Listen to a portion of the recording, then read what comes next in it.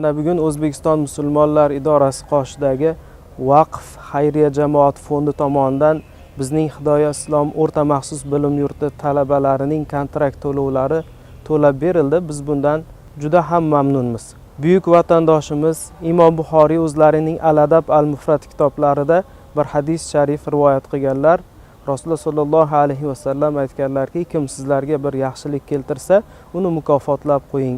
Agar unga qodir bo'lmasangiz, uni haqqiga duo qiling, hattoki uni mukofotladim deb o'ylaguningizcha deb marhamat qilganlar. Shu boisdan bunga sababchi bo'lgan yurtboshimiz va muftiy hazratlari va Vaqf xayriya jamoat fondi xodimlariga o'z minnatdorchiliklarimizni bildiramiz.